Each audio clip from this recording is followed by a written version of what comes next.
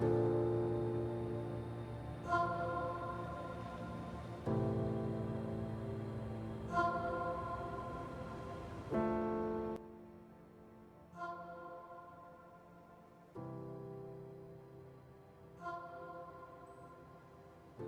días, tengan todos. Es un privilegio estar con ustedes en este día y estamos compartiendo las lecciones de la guía de estudio de escuela sabática titulada Los Salmos. Vamos a orar, pero antes de orar vamos a compartir la presentación que tenemos preparada para repasar o estudiar, para aquellos que están estudiando con nosotros, estudiar esta guía de estudio que ha sido una bendición para cada uno de nosotros. Oremos. Gracias, Señor, te damos por este día tan precioso. Es un día en donde hemos disfrutado de tu presencia en nuestras vidas. También es un día, Señor, en donde hemos escuchado el trino de los pajaritos, alegrándonos, diciéndonos, Señor, gracias, gracias por tus bendiciones y por tu cuidado. Dirígenos ahora en este estudio y que tu Santo Espíritu nos impresione con aquello que es importante reconocer, que solo tú eres Dios y solo tú, Señor, eres digno de toda gloria y de toda alabanza. Dirígenos ahora en el nombre de Cristo Jesús. Amén y amén. Estamos estudiando la guía de estudio de la Biblia titulada El Libro de Salmos. Y este libro de Salmos nos lleva a analizar los salmos de una manera muy personal. Estamos estudiando la lección número 7 titulada Tu amor es grande hasta los cielos. Y wow, es que tu amor es grande, es grande. No hay otro amor como el amor de Dios.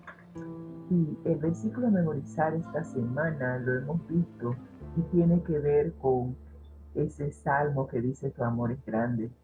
Pero en particular estamos estudiando esta lección desde dos puntos de vista. Primero, cómo es el amor de Dios. Y en la segunda parte vamos a ver cómo nosotros debiéramos responder a ese gran amor de Dios. Así que hasta ahora hemos visto cómo es el amor de Dios y hoy vamos a ver cómo es el amor de Dios desde la perspectiva del Salmo 51. El Salmo 51 fue escrito por David cuando cometió adulterio. David, si vemos el contexto histórico de por qué se escribió este salmo, nos vamos a dar cuenta que nos lleva a Segunda de Samuel, capítulo, es más, mi Biblia tiene las referencias bíblicas de cada uno de los salmos. Y en el Salmo 51 nos lleva a estudiar Segunda de Samuel, el capítulo 11, que es en donde se narra la caída de David. No solamente fue cometer adulterio, sino también mandar a matar al esposo de Betsabé. En el capítulo 12 de Segunda de Samuel, versículos 1 al 15, nos narra cómo Dios envió al profeta Natán para hacerle un llamado a David. David es conocido como aquel que es conforme al corazón de Dios. Y uno diría, wow, si David es conocido que es aquel que es conforme al corazón de Dios, ¿cómo pudo haber caído en adulterio y asesinato? Dos pecados que, wow, afectaron a otras personas de manera directa. Pero después de un gran pecado, también viene un gran arrepentimiento. Y el Salmo 51 nos empieza con una petición de perdón por haber pecado. Este salmo lo hemos dividido en dos partes. La primera parte, petición por haber pecado, petición de perdón por haber pecado. Y vamos a ver cómo David inicia su petición a Dios.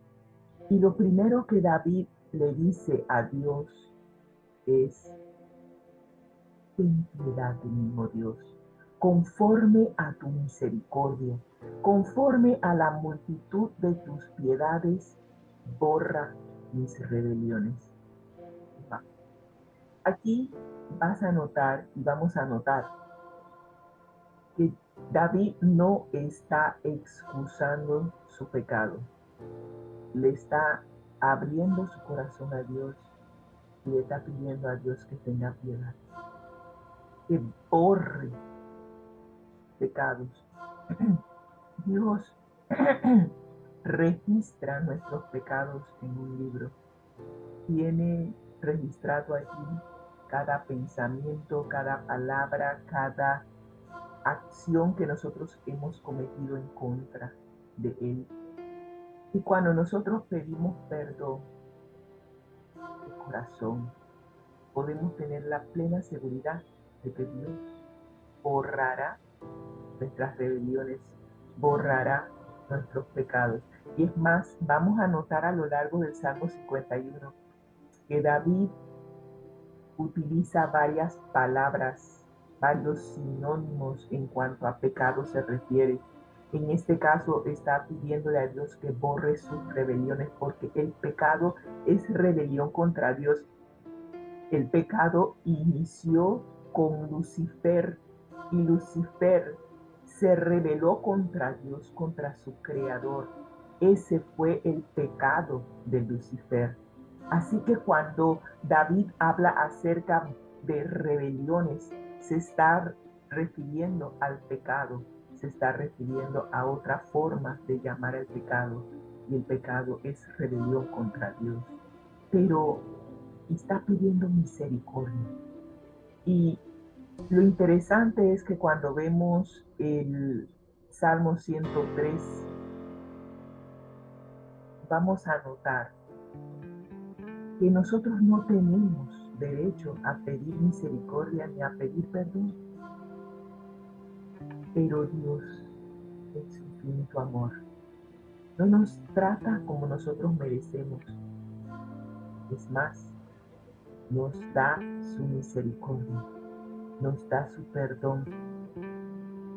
Y si vemos Salmo 103:10, dice, Dios no ha hecho con nosotros conforme a nuestras iniquidades, otra palabra de pecado, ni nos ha pagado conforme a nuestros pecados. La paga del pecado es muerte. Y legalmente hablando, o sea, si nosotros nos presentáramos ante el trono de Dios para ser juzgados, nosotros no tenemos ningún derecho al perdón de Dios y mucho menos a su misericordia. Según Romanos, la paga del pecado es muerte. Tenemos la sentencia de muerte sobre nuestras cabezas. Dios en su infinito amor no nos trata conforme a nuestras iniquidades, nos ofrece su misericordia. Si eso no es amor, no sé qué es. Y esto es lo que pide el salmista después de haber pecado contra Dios. Pero no solamente eso. Si continuamos leyendo el Salmo, en el versículo número 2 del Salmo 51 nos dice, lávame más y más de mi maldad y límpiame de mi pecado. Cuando yo veo, y si empezamos a analizar este Salmo, nos vamos a dar cuenta de que David usa verbos de acción. Necesita que Dios tenga misericordia, que borre de su libro el registro de sus pecados, que lo lave Recuerdo la escena de la última cena antes de que Jesús fuese al Getsemaní y tomó una toalla y tomó una vasija, le echó agua y empezó a lavarle los pies a los discípulos. Y Pedro dijo, conmigo no va a ser, Señor, tú no vas a lavar mis pies. Y Jesús le dijo que era necesario que lavara sus pies. Bueno, aquí el salmista le está pidiendo a Dios, le está pidiendo a Jesús, lávame, lávame más y más de mi maldad y límpiame de mi pecado. El lavar significa que tú te sientes sucio, es como quien cae en un lodazal, es más, lo voy a poner más dramático, como quien cae en una letrina, estás asqueroso, estás sucio. Eso es lo que hace el pecado, nos ensucia. Y por ello necesitamos que Dios nos limpie, nos lave. Y solo Él nos puede lavar y nos puede limpiar de nuestro pecado. Y hay un detalle más. Cuando nosotros nos acercamos a Dios pidiendo perdón, es necesario reconocer que hemos pecado. Y eso es lo que hace David en el versículo 3. Y dice, porque yo reconozco mis rebeliones y mi pecado está siempre delante de ti. Contra ti solo he pecado y he hecho lo malo delante de tus ojos, para que seas reconocido justo en tu palabra y tenido por puro en tu juicio. Cuando nosotros nos acercamos a Dios para pedir perdón, no es para excusar nuestro pecado. Hay mucha gente que va a Dios y dice, pero es que si no hubiese pasado tal cosa, yo no hubiera hecho tal cosa. O como lo hizo Adán, es que la mujer que tú me diste me dio del fruto a comer.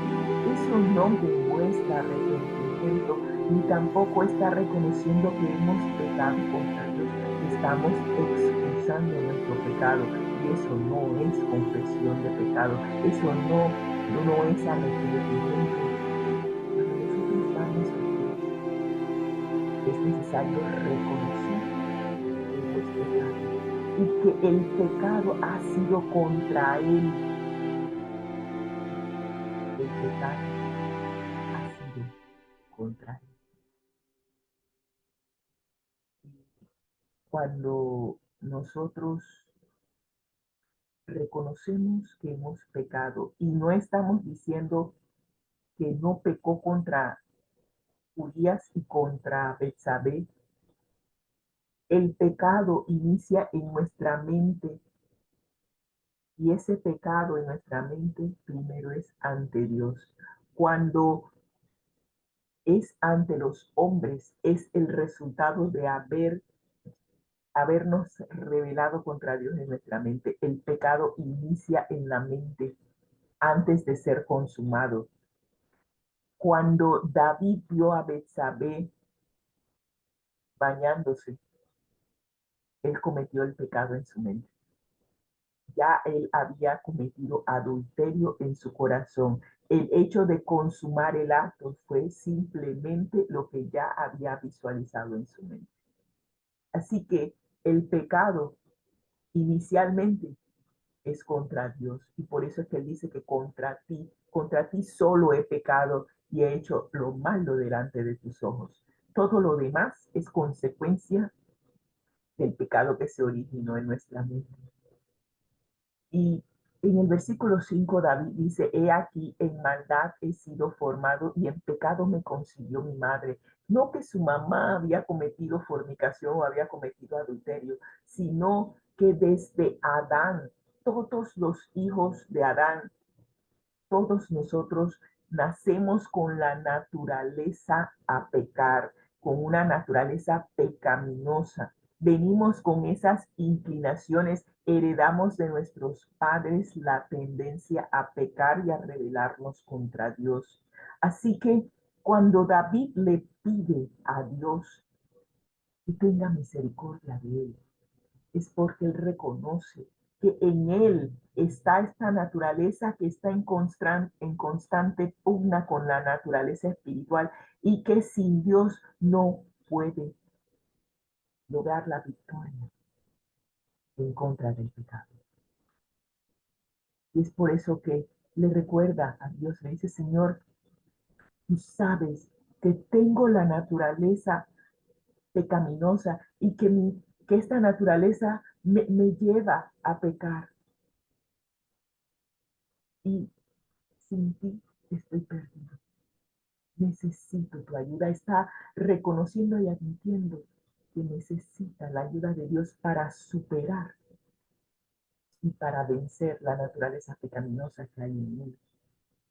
Y cuando leemos y continuamos leyendo los versículos 6 al 8, y no vamos a analizar todo el Salmo 51 porque nos excederíamos el tiempo que tenemos, pero es necesario analizar estos versículos para que nos demos cuenta de lo que realmente significa el arrepentimiento y la confesión de pecado. Y nos dice el versículo 6, he aquí tú amas la verdad en lo íntimo y en los secretos me has hecho comprender sabiduría. Cuando tú pecas contra Dios, tú te das cuenta de lo mucho que nos ama Dios y que no nos trata conforme a lo que merecimos y que en los secretos el Espíritu Santo nos lleva a aprender, nos lleva a conocer a Dios y a conocer la sabiduría de Dios.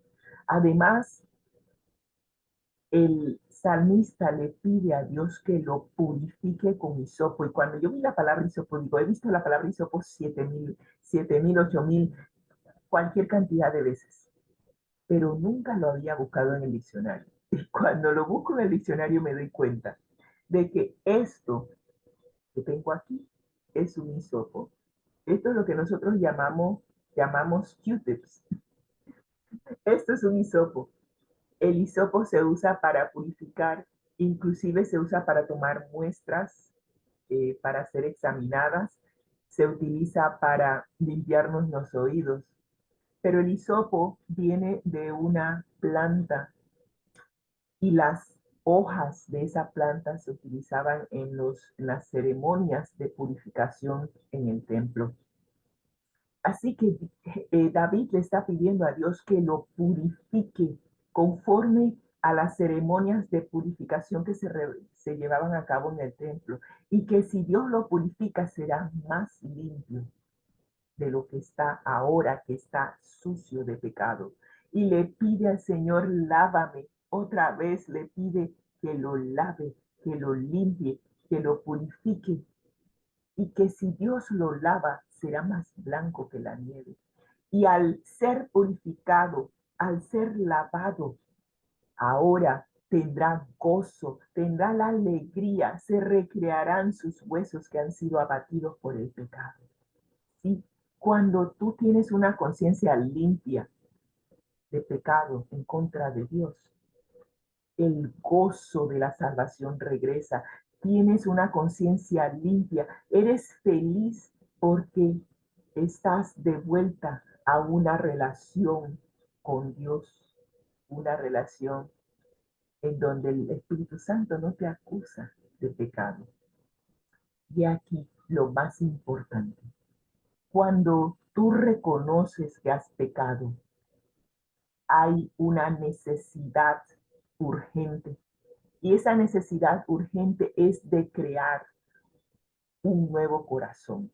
Solo Dios puede crear un nuevo corazón. ¿Y en qué consiste crear un nuevo corazón? Nosotros tenemos un corazón de piedra, un corazón que no ama, un corazón que le importa poco con Dios y con nuestro prójimo.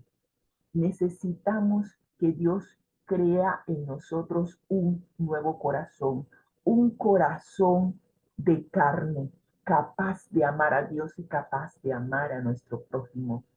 Y por eso David le pide a Dios que para evitar, para no caer nuevamente en pecado, es necesario un nuevo corazón, una nueva mente, una nueva manera de pensar. Y eso es lo que yo digo, que es lo diferente en cuanto a nuestra relación con Dios y lo que el salmista nos está presentando aquí. Cuando David pecó, no solamente reconoció su pecado, no solamente se arrepintió y confesó su pecado, sino que pidió de Dios una nueva manera de pensar para no volver a caer en pecado. Y eso es lo que nosotros debemos pedir para no caer nuevamente en pecado, un nuevo corazón, una transformación de nuestra manera de pensar. Y es por eso que David dice, crea en mí, oh Dios, un corazón limpio, renueva un espíritu recto dentro de mí. Y Ezequiel nos lo pone de esta manera y nos dice que Dios, si nosotros pedimos, Dios nos dará un corazón nuevo y pondrá un espíritu nuevo dentro de nosotros y quitará de nosotros este corazón de piedra, nos dará un corazón de carne y pondrá en nosotros el Espíritu Santo para que cuando el Espíritu Santo esté dirigiendo nuestra mente, como nos dice Romanos 8:14, que todos aquellos que son hijos de Dios son guiados por el Espíritu Santo, entonces guardaremos los preceptos de Dios y los pondremos por obra y no estaremos cayendo en pecado constantemente como nos pasa porque no hemos pedido un nuevo corazón, una nueva manera de pensar. El pecado se origina en la mente y a menos que haya una transformación de nuestra manera de pensar, seguiremos cayendo en pecado constantemente. Así que David pide que crea un nuevo corazón y que un espíritu recto esté dentro de él y que no quite de él su Santo Espíritu. El Espíritu Santo es el único que nos lleva a reconocer que hemos pecado, que nos lleva al arrepentimiento y a la confesión del pecado. Pero hay algo más que hace el Espíritu Santo. El Espíritu Santo, una vez que lo aceptamos en nuestro corazón, en nuestra mente, nos guía para que no volvamos a pecar, nos da poder. Por eso es que Hechos 1:8 nos dice, y espero no haberme adelantado, no creo que no, nos dice que cuando nosotros recibimos al Espíritu Santo, Él nos dará poder para caminar, ¿sí? Caminar dentro de los estatutos de Dios. Y ese poder nos llevará a que cada día tengamos éxito, que nuestra naturaleza pecaminosa muera y la naturaleza espiritual creada por Dios a través del Espíritu Santo sea la que venza el pecado en nosotros. De eso se trata este salmo, que cada uno de nosotros pueda finalmente, con un espíritu quebrantado, un corazón contrito, humillarnos ante Dios y Él nunca despreciará un corazón humillado. Y sabes, una vez que esa relación con Dios que fue rota por el pecado es restaurada, entonces agradeceremos a Dios por su inmenso amor, por su misericordia, por su gracia, por habernos borrado nuestros pecados. Y al recibir ahora ese nuevo corazón estaremos gozosos y el Espíritu Santo nos llevará a enseñarle a otros los caminos de Dios, que si otras personas a nuestro alrededor han pecado, que ellos puedan darse cuenta de que no es muy tarde, pueden permitir que el Espíritu Santo los guíe al arrepentimiento, a la confesión, y que el Espíritu Santo también les dará poder para no volver a caer en pecado. De eso se trata este Salmo 51, un salmo sumamente importante para cada uno de nosotros. Y si por alguna razón hemos caído en pecado y sentimos que pareciera que no hay vuelta atrás, recordemos este salmo. Este salmo nos dice que hay Hay un camino. Y si permitimos que el Espíritu Santo nos guíe, Él nos guiará al arrepentimiento, confesión del pecado y nos dará la victoria sobre nuestra naturaleza pecaminosa. Oremos. Gracias, Señor, te damos por este Salmo 51. Y si hemos caído en pecado, Señor, tú eres fiel y justo para limpiarnos de todo pecado y de toda maldad, según primera de Juan 1:9. Señor, límpianos, crea en nosotros un corazón nuevo y pon en nosotros tu Espíritu Santo. Danos el poder para que cada día podamos ser victoriosos en tu nombre. Te lo agradecemos en el nombre de Cristo Jesús. Amén. Que el Señor les bendiga y que nos podamos encontrar en en el próximo estudio.